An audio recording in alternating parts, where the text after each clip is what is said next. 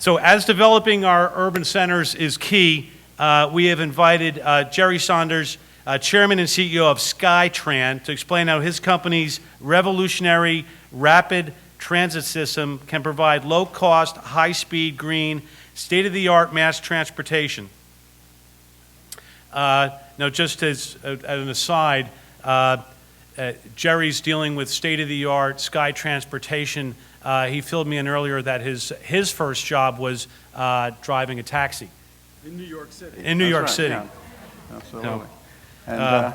And I drive just as bad today. Great, thank you. Thank you, it's great to be here. I really appreciate the opportunity. We are true missionaries in our zeal to transform transportation and alleviate the burden that modern society has placed upon us, which is traffic. Matt, can we get going? So who loves traffic? Show of hands. Who loves traffic? Well, good news. The good news, you're going to get a lot more of it. The bad news is that no one's really doing anything about it. What I find running this company, which I've been doing now for a little over 6 years, is that traffic is very much like the weather. Everybody talks about it, and nobody's doing anything about it.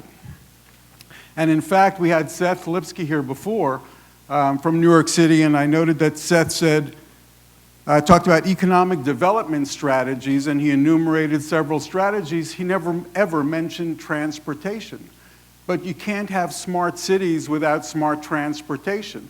And when I say that to colleagues at those companies and those corporations seeking to build and design the smart cities of the future, it's all about data.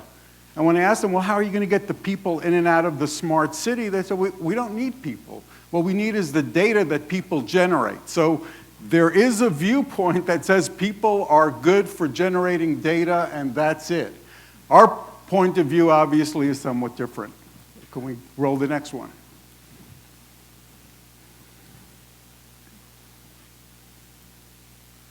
So this is an image of our world, and this is true no matter where you go in the world. Every big city, every urban center is just like this, and it's not getting any better. And as the punchline to a joke goes, you can't get there from here. If you're stuck in traffic, there's no way you're going to get to where you're going in the time frame that you designed. You can't plan meetings. You can't attend important events when you don't know how long this mess is going to last. And in most cities, this lasts all day. In fact, there are a lot of baby boomers here, and I think you all know and can acknowledge that we move slower today than we did in 1950. Think about that. Think about all the advances in technology, in medicine, in communications, in every walk of life, but you're moving slower today than you did in the 1950s. And that simply says that we're not providing the right solution to this problem.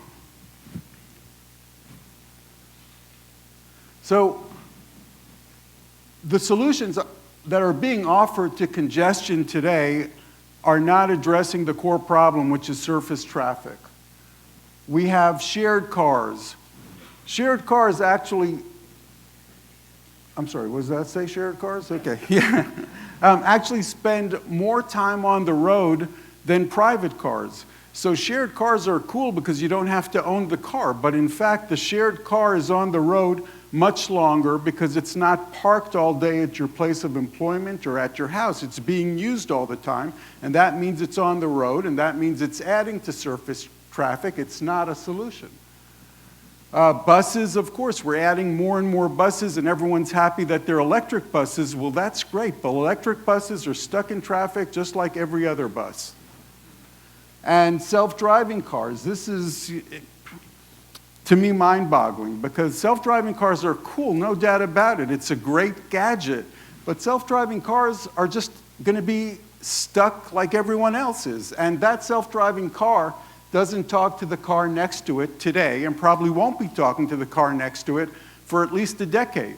And if any of you are Mac people or PC people, and you've tried to move one file from a Mac to a PC, you know that typically your computer crashes 3 times until you can do it. Well, that's your computer, and when we start having all of these computerized driven cars that are responding and trying to talk to other computerized driven cars that may not be on the same operating system, and there's no reason to think that they would be, there's going to be a problem. But the bigger problem is that they're not solving the surface congestion. They're just adding to surface congestion. Now, many people in the self-driving car industry will tell you, well, actually self-driving cars will be able to reduce the distance between one car to another, so we'll be able to fit more cars in the same space. But where are you going to fit more cars? It's not like there's going to be a lot more room.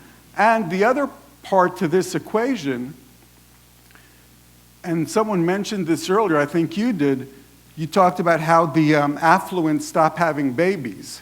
But you know what they do? They start buying cars. And so if you go to Asia, the fastest growing region in the world, it's true. People are getting affluent and they're having less babies. But the first purchase of anyone who moves in India from the lower classes to the middle class is a car. And there are no roads in India to start with, but even the roads that exist are, of course, overwhelmed. So this is a key issue. Then, of course, we have the taxis, the Ubers. Again, it's putting more cars on the road, not less cars, because someone who's using Uber may have used a form of mass transportation. Maybe not, but more likely that person was not in a car. And that car and Uber and others like it are adding to the surface traffic. Electric cars sit in traffic just like everyone else. With electric cars, the problem is amplified because you can run out of power. And so now you're sitting in your electric car in a mess like this in Los Angeles, and you have to ask yourself, do I turn on the air conditioner? And that, again, throws us back to the 1950s when people were calculating, well, how much more gas is my air conditioner using? And of course, carpools are great, but nobody uses them. And so they're not reducing surface traffic. Another dirty secret that no one talks about is that this and poor public transportation, which is what we have today, is an overwhelming tax on the least privileged in our society. And why is that? Because the privileged can afford to live in the city. And we see the prices in the city going up and up and up, and that was mentioned here before. And it's pushing the poor out and the less privileged out and the working classes out. So those people who are physically working very, very hard find themselves spending less time with their family, more time in this mess, suffering from more stress, more health problems, and that's a tax that no one talks about because, of course, it's convenient to not talk about it. And, of course, that congestion leads to this. And for those of you who've traveled in Asia or Los Angeles, very similar, there are entire weeks where you don't see a blue sky. And there are places in Asia where you haven't seen a blue sky in years. And pollution from transportation contributes almost a third of all greenhouse gases. So there's not a lot we can do unless we find a way to lower that greenhouse gas problem. So the solution to this issue is frequently touted as, more roads. We need more roads. We need all these spaghetti interchanges and the like. And unfortunately, that's not a good solution because every study from the London School of Economics, MIT, Duke University, the Council on Environmental Research shows definitively this formula, which is VKT, rises in direct proportion to ALKR. That means that vehicle kilometers traveled rises in direct proportion to available lane of kilometer roadway. What does that mean? That means the more road you build, the more traffic you're going to get. And I'm sure we've all seen it and experienced it. Whenever a new road comes on, everyone's very happy. Wow, this is really going to help. And within a year or two, not only does traffic return to the same level it was before, it actually exceeds the level it was at before.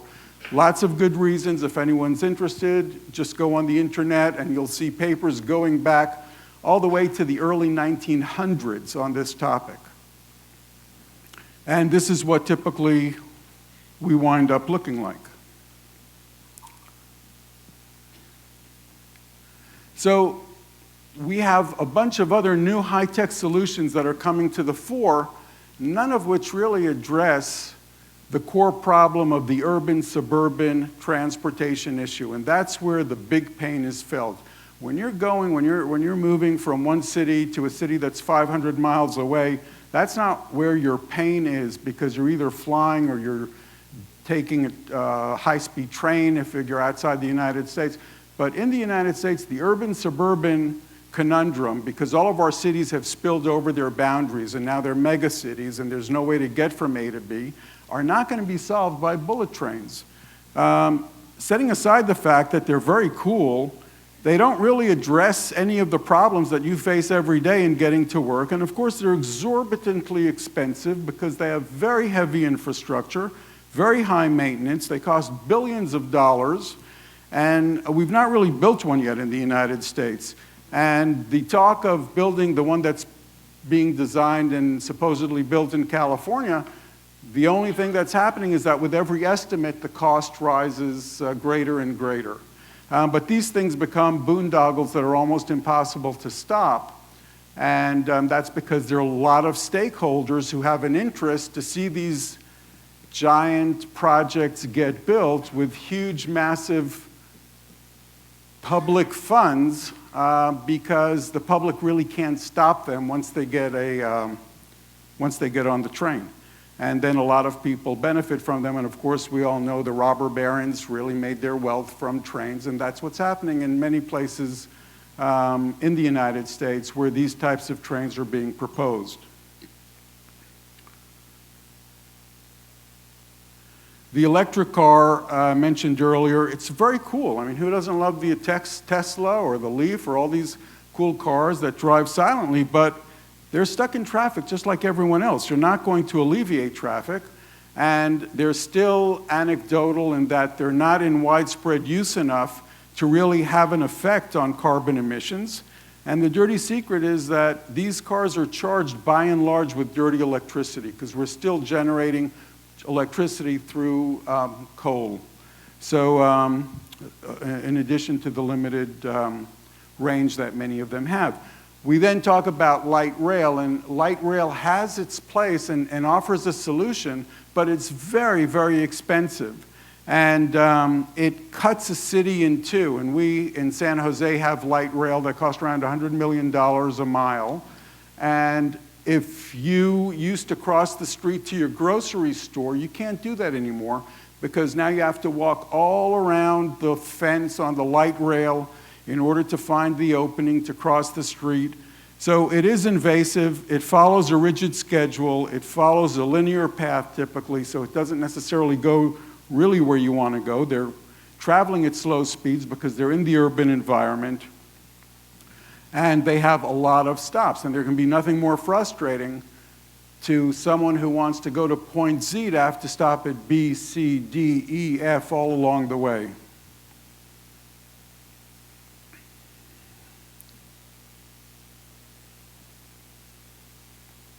Okay, I need help moving this slide forward.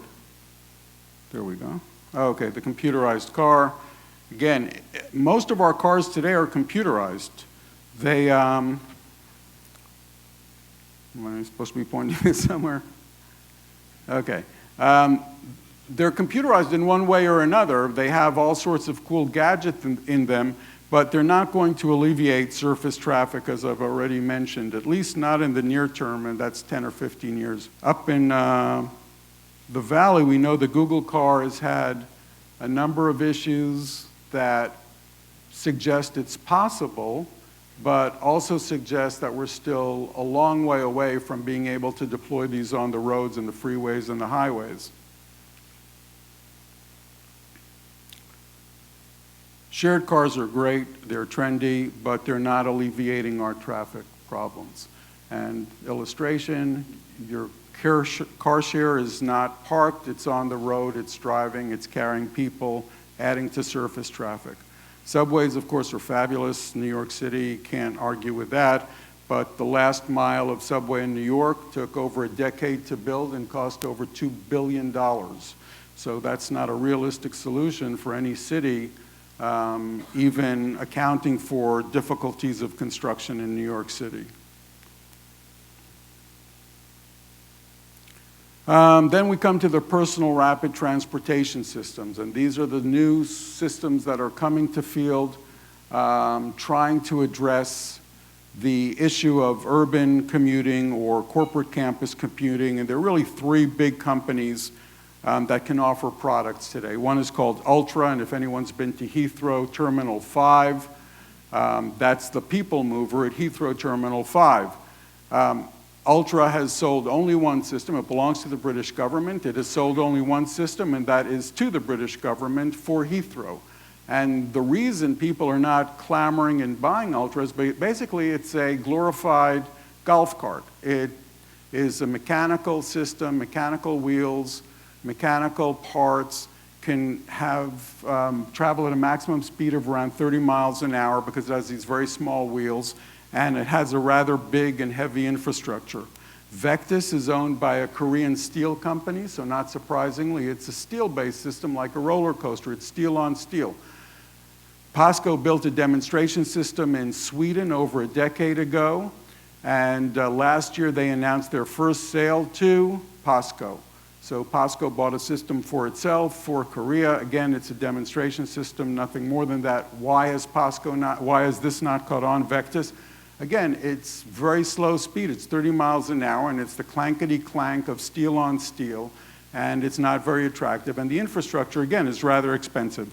And then there's To Get Here. It's a Dutch company. It's basically a replication of Ultra. It's also a computerized golf cart.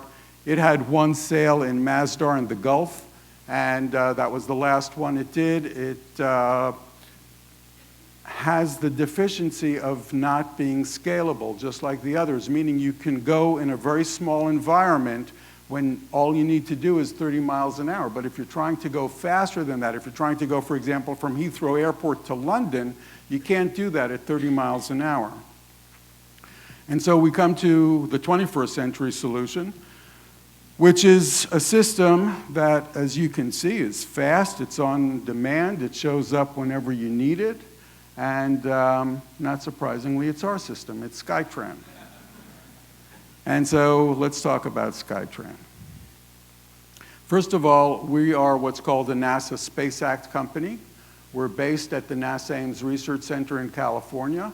Our founders come out of NASA. They worked on the Apollo space program, and that's when they first had the vision and idea of utilizing a new form of magnetic levitation for public transportation. In addition to that, we're working with Israel Aerospace Industries, one of the leaders in aviation, because our system is basically an airplane. And as I'll show you in a moment, it's flying on a magnetic wave. And so we knew that we needed an aviation company to help us design this vehicle. And Israel Aerospace was the first aerospace company to actually understand what we were talking about, because this is a great stretch, as you can imagine, from building 747s. We have a great team. This is our core team, really rocket scientists and NASA executives and people out of Boeing and the aerospace industry. This is a little demonstration of what SkyTran looks like in the field. Matt, can you play the video? So it has a very small footprint, as you can see. It rests on 18-inch steel poles. The vehicles are non-intrusive, and at the speeds they travel above the surface traffic, you're talking about being able to go from one tip of Manhattan to the other without stopping in 5 to 6 minutes. So this is a total game changer, and it changes the environment not only for wealthy Manhattanites, but also from people from the far suburbs, whether it's Queens, Brooklyn, Staten Island, or anywhere else. This allows people to get in and out of the city quickly without suffering all the delays, aggravation, and exasperation we're all familiar with. How does the system actually work? Well, the system works on what we call a neural network. And so from the moment the system is up and running, its software is learning every day where and what time vehicles are needed, at what stations, where do they go from those stations, and when are they not needed. And so within a week or two of operation, the system will know exactly how many vehicles are needed at which station, and it will send those vehicles to that station automatically. So the chances of showing up at a station and not having a vehicle are virtually nil. But in addition to that, just in case you're super careful and you want to make sure you have your own vehicle, or you want to send a vehicle to pick up someone else, you have an icon on your smartphone. And that icon, when you touch it, will immediately alert the system that you want a vehicle. And it knows it's you because of your telephone number. It knows where you are because of your GPS. It knows the time of day. And it knows your travel habits from your travel history. And it will prompt you with a message. And I think we can play that, Matt. So this is how it would work. You'd hit your SkyTran icon. You'd get the SkyTran screen. It will then tell you to select a time or destination, or it will automatically prompt you with where you want to go. And if you say yes, it will send you a barcode. It will tell you, go to station number, Lexington Avenue, be there in 3 minutes, and you'll get a vehicle that will respond to this barcode. And the vehicle will not open unless you show that barcode. So no one else can take your vehicle. And if you don't show up, then the vehicle will drive away. But you'll have a safe, secure vehicle waiting for you wherever you want it. The system, as I mentioned, well, first of all, in terms of capacity, we can move about 12,000 people per hour per guideway. I'll talk more about that in a moment. With each additional guideway, that capacity starts to jump because we truly become the physical internet, meaning that we now start moving the capsules based on where the network is open and not based on distance. And so just like Cisco moves packets of data based on the network of the internet infrastructure, we start moving vehicles based on wherever the network is open. And that allows us to grow capacity far greater numbers than any subway, light rail, or bus system. And again, because you don't stop at other people's stations, you have a point-to-point destination with zero irritation. Matt, I think you want to play this for us? Or is this mine? There we go. So the vehicles continue straight, and when you come to your station, you go off the main ramp just like you would with a freeway. You get on and off your vehicle, and then the software drives the vehicle back into the gaps that it creates among the other vehicles. In a residential district, it will look something like this. This is San Francisco, where we have a lot of overhead lines, telephone cable, trolley cars, and so forth. And what it would look like with the SkyTran system was we clean up all those lines because they go into our guideway, and you now have a very clean silhouette, very clean profile. Costs are very integral to our commercial viability because these costs are in California. And as you can see, even to build a sidewalk in California is a couple of $1 million. But SkyTran is about $9 million. And what that offers is the ability to privately finance SkyTran systems, meaning that we don't have to go to the public trough and say, please give us billions of dollars to build a SkyTran system, but rather if the city provides us with a greenfield, meaning the city gives us all of the regulation requirements, solves all the regulatory bureaucratic issues, we can then go out and finance this privately because the system generates a lot of cash that doesn't have to go to operation or maintenance, where in traditional public sector transportation that can eat up about 85% of revenue, but rather our system, because it's software-based, uses around 20 to 25% of revenue, and our capital costs, as you can see, are a small fraction of capital costs of other systems. If we look at an across-the-board comparison, I'll reveal the secret, we're better than everybody else. So how does SkyTran work? This is the cool part. Would you please play this video?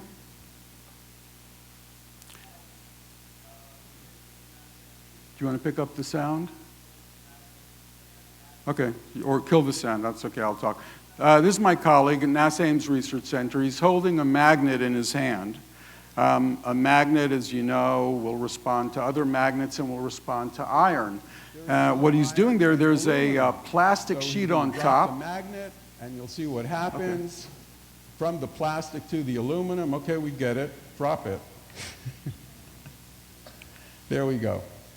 So he drops it, and it just falls straight down. Why? Because of gravity. It's going to do it again, drops the magnet, it falls straight down. Now, what's cool about aluminum is although it doesn't have any iron and it's not magnetic, it does conduct electricity because it has something that physicists call loose electrons. And those loose electrons conduct electricity, but on magnets, they also act sometimes like heavy molasses. And you see? The magnet comes to almost a full stop simply by changing the orientation of the magnet. We're going to show it to you again. From the plastic to the aluminum, boom, complete stop. Now, anyone who's been on a roller coaster has experienced this because this is how roller coasters stop. You can go very fast and then boom, you come to an almost immediate stop. Why? Because of this molasses effect. So what did our engineers do? They thought, well, if we can change the orientation of these magnets and put two magnets together, we can fly. And that's what you're seeing here. This is the magic of magnetic flight. This is just like a glider glides on air. Our wings, we call these our magnetic wings, glide along this aluminum. And they're doing it on a magnetic wave that they themselves are actually generating, so no power is required. Now look what happens. We put a SkyTran vehicle on our magnetic wings. And all we have to do is push this vehicle forward or pull it forward, and you're going to see what happens. Bingo, flight. And understand that this flight is free. We're not spending any energy to get the flight.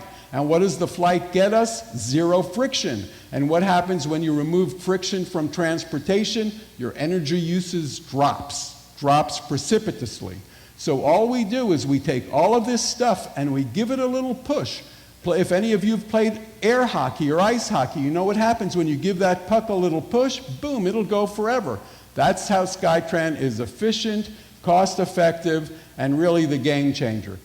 Now, contrast that system of levitation to traditional maglev.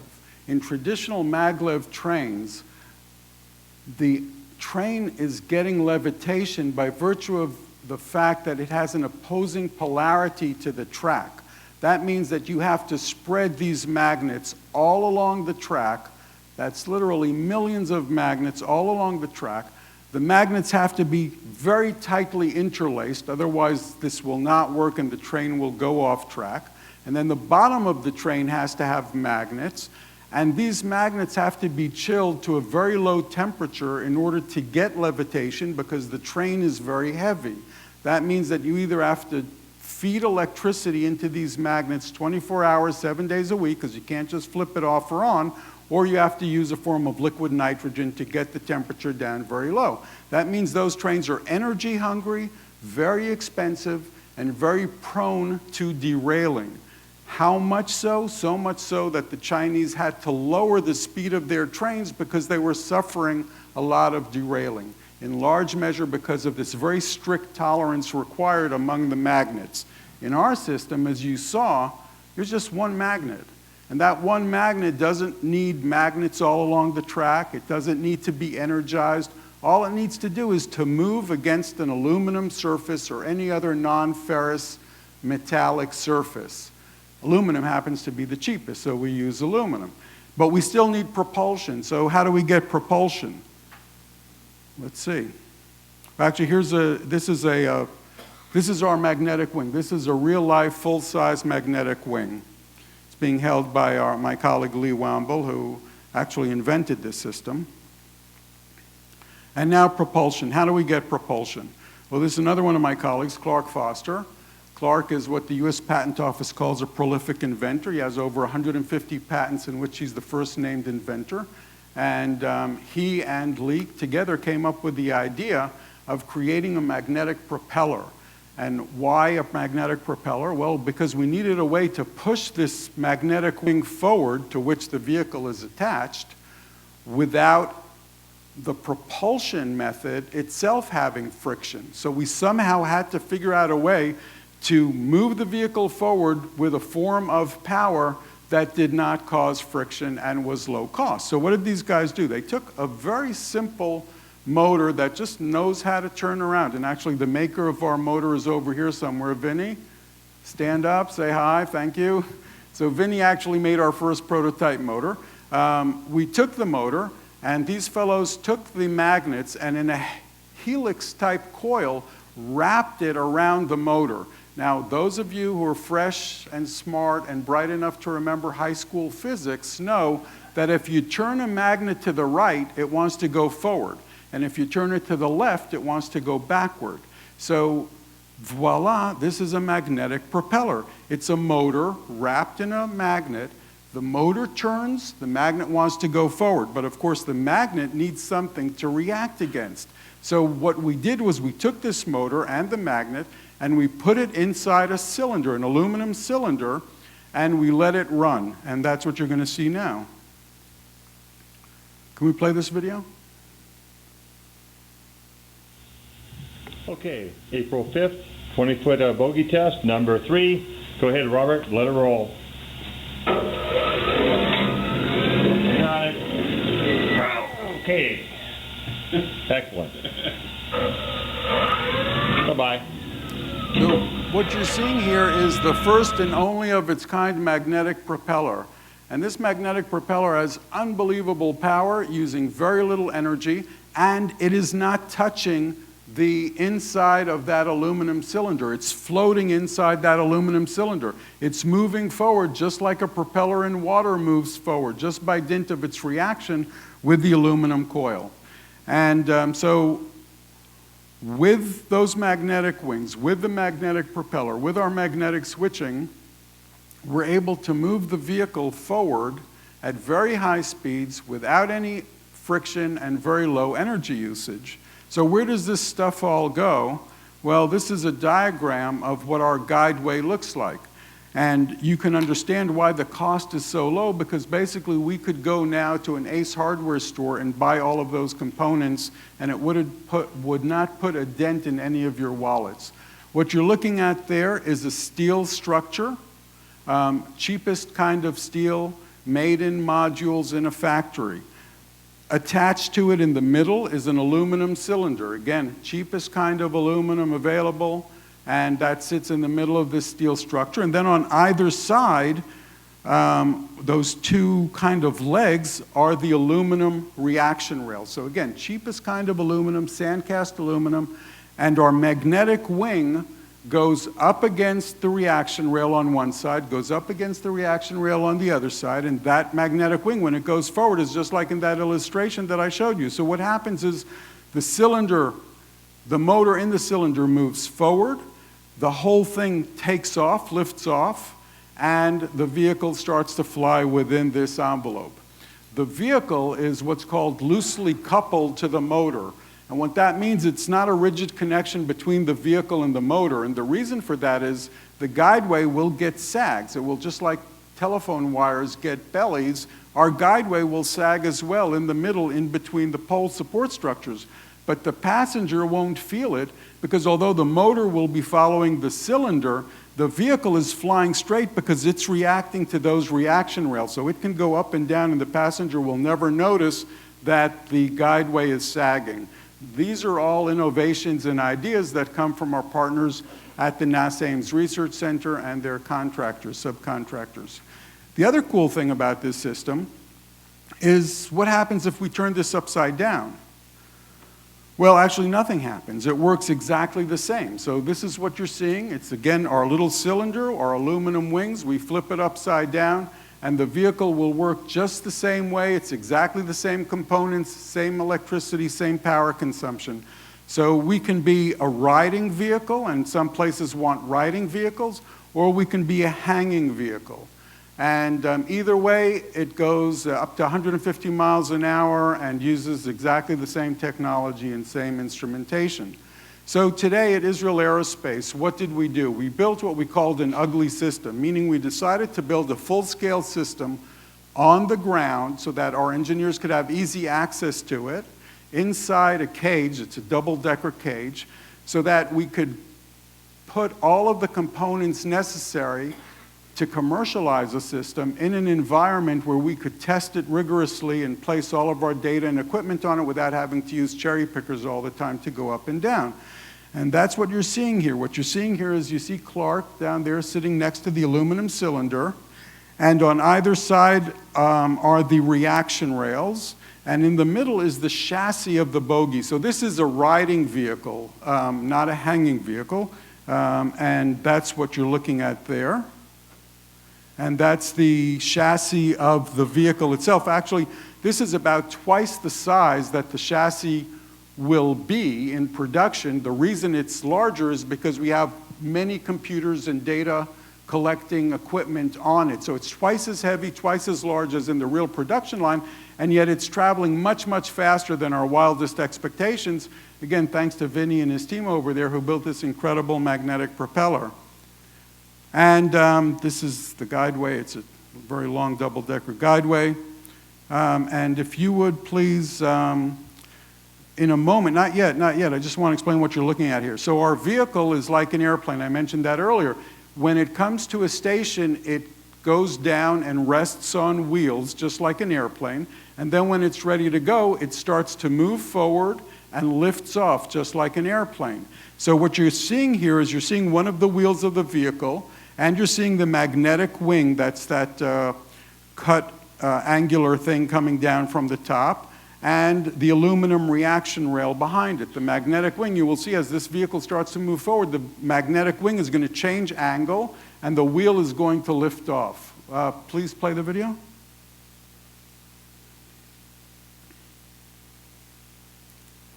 And that's liftoff. And now we're flying within our aluminum envelope, and it'll settle down and stop. And that's the system. It's cheap, efficient, available, solves transportation problems, really the best way without ever being stuck in traffic. And we keep the planet blue, which is important too. So that's my first presentation. I have a second presentation depending on the types of questions we get here. So I'm open to questions right now. Yes, sir. How does it work in the Northeast with rain and snow and sleet? Well, rain, snow, and sleet will not keep a postman from his route. You know that. So, in fact, the system is completely oblivious to temperatures and cold and rain and sleet and snow for several reasons. First, it just doesn't matter to it whether it's 60 above or 60 below. But in addition to that, it has a canopy. The guideway has a canopy on it that, for our purposes, is going to get imprinted with solar panels, solar cells on that guideway. So in environments where we have sun, we'll get energy directly from the guideway itself. But it also protects the guideway from accumulation of dirt, silt, slit, dust, snow, ice, and so forth. Yep. Yep. What happens when the yellow cab takes out the support pole? So we've thought of that because I was a cab driver, and we have 4-pole redundancy. That means that our poles are spaced 100 feet between pole to pole. The system will only break if you have four poles taken out at the same time. And even then, it will sag down very low. But the vehicles themselves stop on a dime as soon as they have an indication that anything is amiss. In addition to that, we have the ability, through a very simple design change, depending on the environment, to space our poles much greater than 100 feet. So if we want to cross the Hudson from New York to New Jersey, we can do that. What we do simply is we push the pole up through the guideway and run suspension wires down, so you now have a suspended vehicle guideway. And we can span huge divides, and it doesn't add much to the cost of the system. Yep. Yes, sir. For you or for someone else? Yeah. Our cost per mile is around $9 million a mile, which again, if you look at light rail at $100 million a mile, big difference. Yes, ma'am.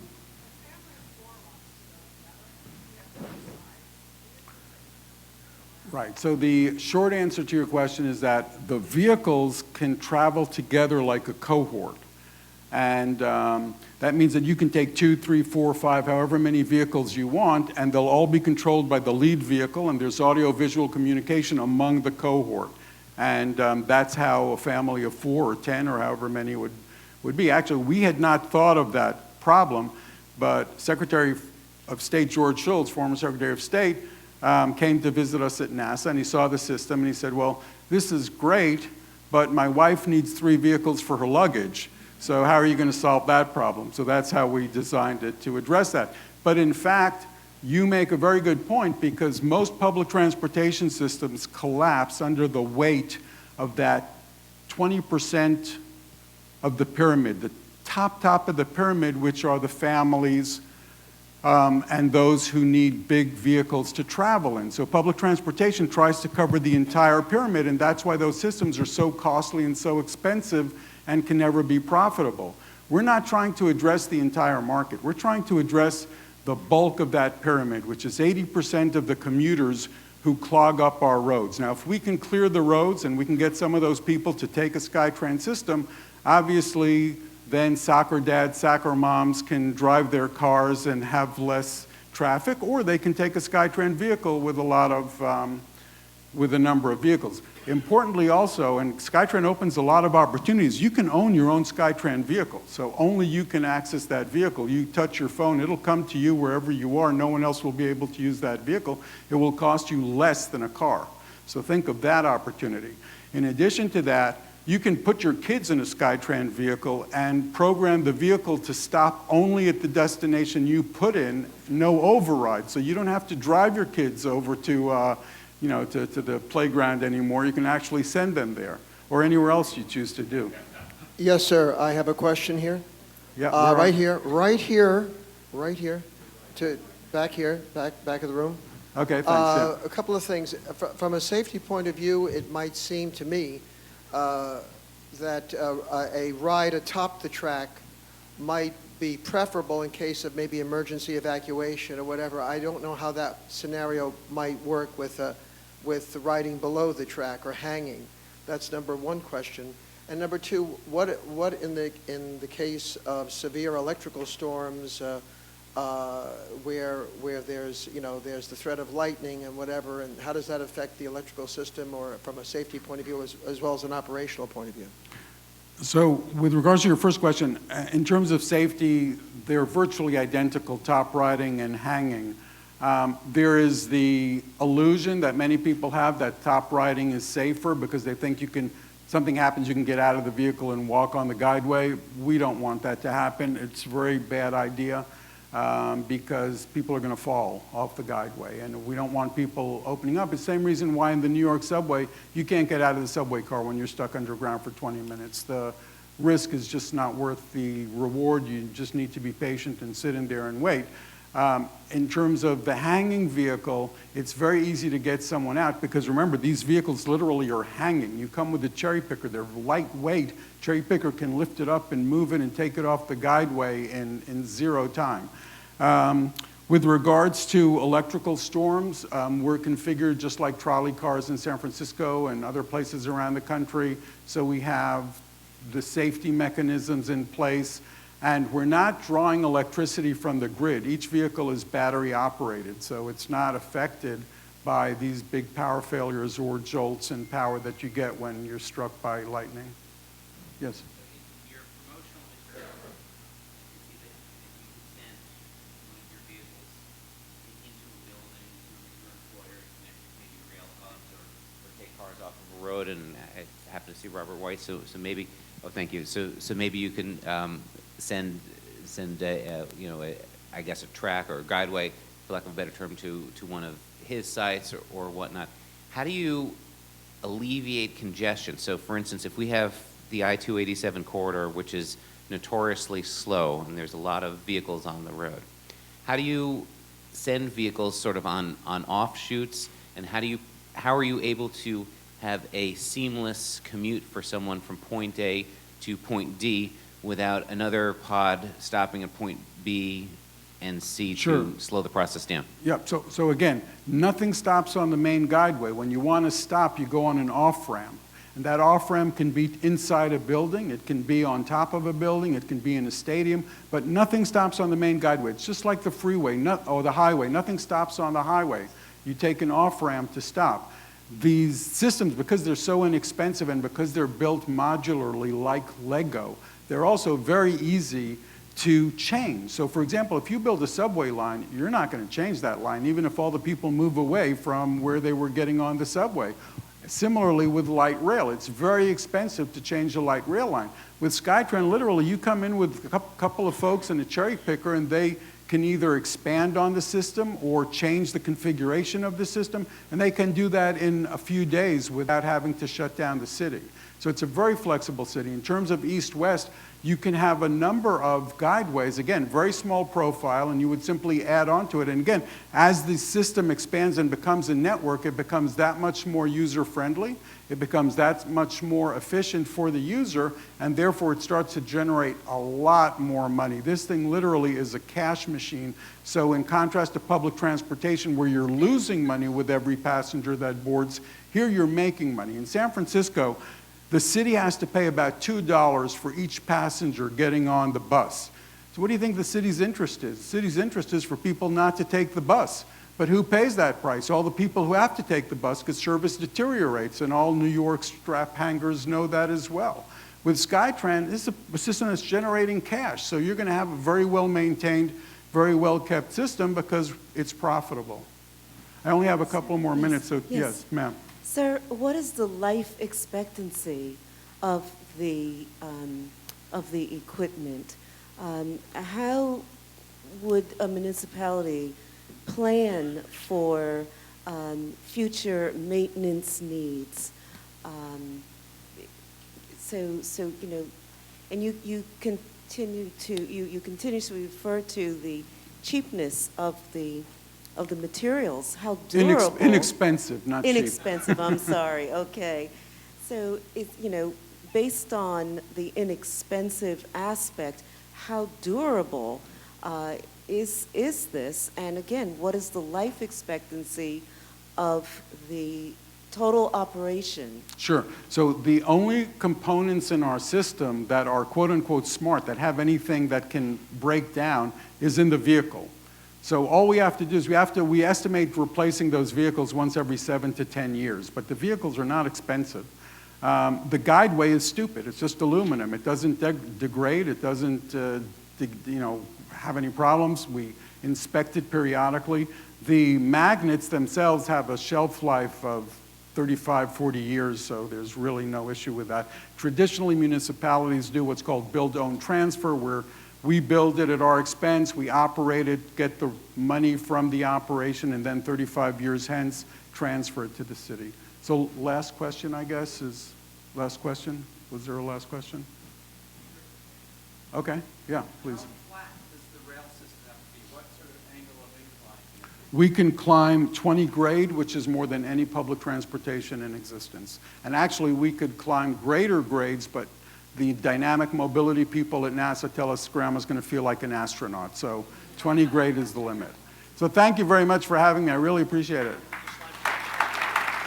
I do. Could we get the next slide deck, please? Just the next slide deck, just for one slide or two slides. We did a quick illustration locally.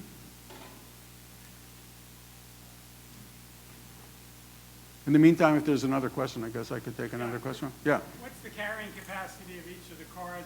We have a lot of obese people in our population. Right, so the cars are limited by weight. It's like an elevator. So we can take, we factor on probably 2 people per car. We have vehicles that can carry 4 people, but typically we plan on carrying 2 people per car. The weight limit is 600 some odd pounds per car of cargo. Yeah, so does Westchester love traffic? Okay, next slide, please. And it's a video, I believe. Yeah, would you play that video? So I think this is the train station at Portchester, if I'm not mistaken. And then if you go on. Oh, I think I can do that.